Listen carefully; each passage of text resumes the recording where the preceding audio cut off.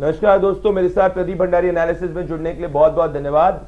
इस एपिसोड के अंदर हम फोकस इस बात पे करते हैं जो पिछले कई एपिसोड्स में किया है कि कोई भी पॉलिटिकल इवेंट हो उसका 2024 चुनाव के अंदर क्या इंपैक्ट पड़ सकता है, ये आपको इसको समझाने की मैं कोशिश करता हूं और इसको मैं बिल्कुल सरल भाषा के अंदर एज ए सेफोलॉजिस्ट आपको समझाने की कोशिश करता हूं। दोस्तों, इस वक्त भारत जोड़ो यात्रा जो है वो जो सितंबर फर्स्ट वीक से शुरू हुई थी वो आखिरी 30 जनवरी को या 31 जनवरी को खत्म होने वाली है। और मैंने आपको पहले से ही कहा था, पहले से लेकर बाद तक ही कहा था कि जो भारत जोड़ो यात्रा होगी वो राहुल गांधी जी को रिलॉन्च येट अगेन करने की एक्सरसाइज हो सकती, पर उसका वोटों पे क्या फर्क पड़ेगा ये इस पे कंक्लूड करना कि क्या इससे ज्यादा वोट आएंगे, ये कंक्लूड करना बहुत मुश्किल है और ये शायद ही हो सकता है। मैंने कई बार आपको इंस्टेंसेस पे बताया क्यों ऐसा नहीं हो सकता और इनफैक्ट क्या भारत जोड़ो यात्रा से जो रीजनल पार्टीज है, जिन जिन जगहों पे रीजनल पार्टीज का वोट है, अगर वो कुछ कांग्रेस ले लेगी तो उससे अल्टीमेटली फायदा क्या बीजेपी को ही हो सकता है। पर अभी भारत जोड़ो यात्रा के अंदर अगर आपने ऑब्जर्व किया गया एक स्टेटमेंट जिसने शायद पूरे भारत जोड़ो यात्रा पर पानी फेर दिया, जो कोशिश की जा रही थी रिलॉन्च करने की राहुल गांधी को येट अगेन, वो है दिग्विजय सिंह का स्टेटमेंट। दिग्विजय सिंह कोई अरे गहरे व्यक्ति नहीं है। दिग्विजय सिंह जो है वो राहुल गांधी और सोनिया गांधी के करीबी माने जाते हैं। भारत जोड़ो के पीछे अगर कोई कंसेप्चुअलाइजेशन में किसी का हाथ काफी इंपॉर्टेंट, काफी बड़ा है तो वो राहुल गांधी के साथ साथ में जयराम रमेश के साथ साथ में दिग्विजय सिंह का। कहते हैं कि कोई सोर्सेज बताते हैं कि दिग्विजय सिंह कंट्रोल रूम में बैठा करते हैं जिससे पूरे भारत जोड़ो यात्रा को मॉनिटर किया जाए। अब दिग्विजय सिंह से किसी ने नहीं बोला कि सर्जिकल स्ट्राइक पे कमेंट करो, पर उनका जो फर्स्ट रिएक्शन सर्जिकल स्ट्राइक पे आया वो ये आया, येट अगेन आया कि वो सर्जिकल स्ट्राइक का प्रूफ मांग रहे थे। वो कह रहे थे कि सर्जिकल स्ट्राइक की कहते हैं कि इतने टेररिस्ट को मार दिया गया पर इसका कोई प्रूफ नहीं है।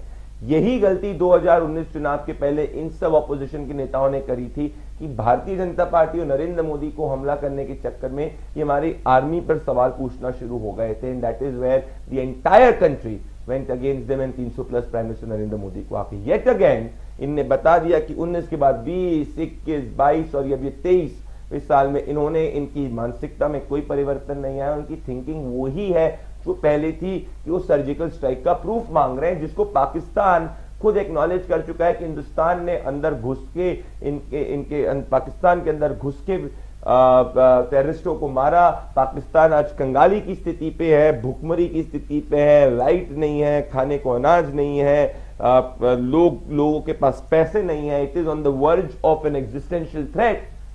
इनको ये नहीं दिख रहा और अभी भी ये जो हमारे जवानों से सर्जिकल स्ट्राइक का प्रूफ मांग रहे हैं। और ये बात जिस तरीके के इमोशन से मैं कह रहा हूं कि मैं इसीलिए कह रहा हूं क्योंकि पिछले 48 घंटों में जितने भी लोगों से मैंने अक्रॉस द ज्योग्राफीज बात की, उन्होंने बोला कि यार भले कितनी भी भारत जोड़ो यात्रा कर ले, इनकी मंशा ऐसी है कि ये सिर्फ और सिर्फ राहुल गांधी की पॉलिटिकल छवि को चमकाने की कोशिश करना चाहते हैं, पर सच्चाई यही है कि शिवसेना से प्रूफ चाहते हैं। तभी जयराम रमेश को ये बात समझ में आ गई थी और जयराम रमेश ने एकदम से जब रिपोर्टर उनसे सवाल पूछ रहा था माइक हटाने की कोशिश करी और बोला कि दिग्विजय सिंह के निजी विचार है।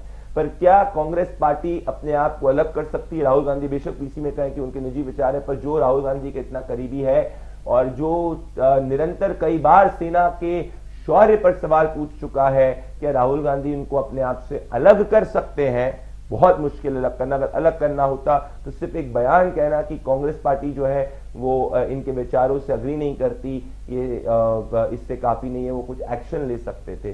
But most important point is that क्या ये स्ट्रेटेजिकली दिग्विजय सिंह ने बयान दिया, because Digvijay Singh addresses to a lobby which is anti Modi and the same anti Modi lobby जो है बीबीसी की एक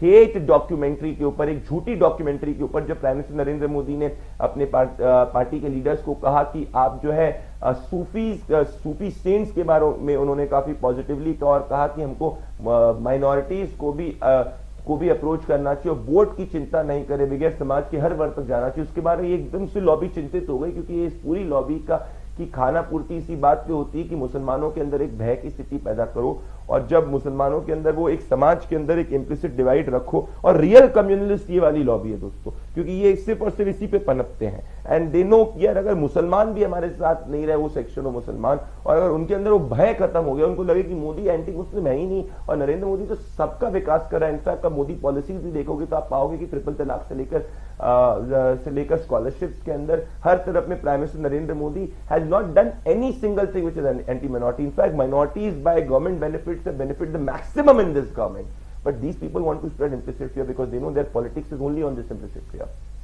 और इसलिए जब नरेंद्र मोदी ने स्टेटमेंट दिया, प्राइम मिनिस्टर नरेंद्र मोदी ने कहा कि समाज के हर वर्ग तक पहुंचो, ये सब एकदम से बौखला गए। और बीबीसी की डॉक्यूमेंट्री की टाइमिंग आती है जो एक झूठी डॉक्यूमेंट्री है which considered itself to be beyond the courts of India, और इन सब की टाइमिंग को अगर आप मैच करेंगे तो आप इससे समझ सकते हैं कि बौखलाहट बहुत ज्यादा है विपक्ष के अंदर, पर्टिकुलरली कांग्रेस पार्टी के अंदर। जब ये डॉक्यूमेंट्री पास में आती है उसके बाद दिग्विजय सिंह जो है उसका ये स्टेटमेंट देते हैं, this all is a signal to the lobby, और विच इज एन जिसके इंटरनेशनल तार भी जुड़े हुए हैं कि हम वही बात कर रहे हैं जो आप चाहते हैं। हमारे अंदर भारत जोड़ो यात्रा के बाद में कोई परिवर्तन इस तरीके से नहीं आया है। मे बी ये दिखावा है just in order to address the public opinion, but असलियत हमारी यही है कि हम सर्जिकल स्ट्राइक के प्रूफ मांग रहे हैं। असलियत हमारी यही है कि हम बीबीसी डॉक्यूमेंट्री और बीबीसी लॉबी के साथ में खड़े हुए।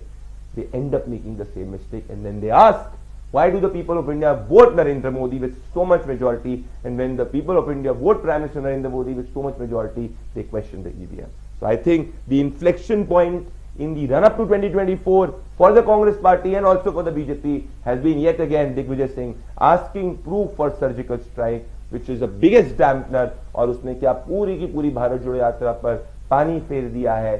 ये एटलीस्ट अभी तो लगता है ग्राउंड रिपोर्ट के हिसाब से कि जो कोशिश कांग्रेस पार्टी कर रही थी वो शायद से कोशिश में नाकामयाब हो गई है, क्योंकि दिग्विजय सिंह और कांग्रेस को अलग नहीं देखा जा सकता।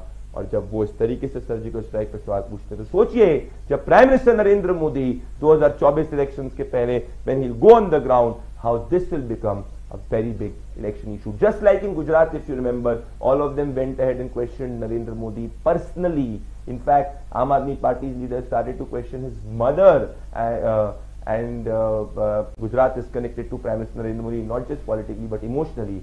The same mistake the Congress Party is doing. What it did in before 2019, it did around 2014. And it looks that Digvijay Singh has given the signal that the Congress Party has not changed despite the Bharat Jodo Yatra, और 24 के पहले भी यही स्थिति होने वाली है। So inflection point in Bharat Jodo Yatra, run up to 2024, Digvijay Singh statement, and it's not a coincidental statement. इसके पीछे की पूरी स्ट्रैटेजी मैंने आपको समझाई, कौन सी लॉबी को एड्रेस करने के लिए किया गया मैंने आपको समझाया। मेरे साथ अली भंडारी के साथ जुड़ने के लिए बहुत बहुत धन्यवाद। नमस्कार।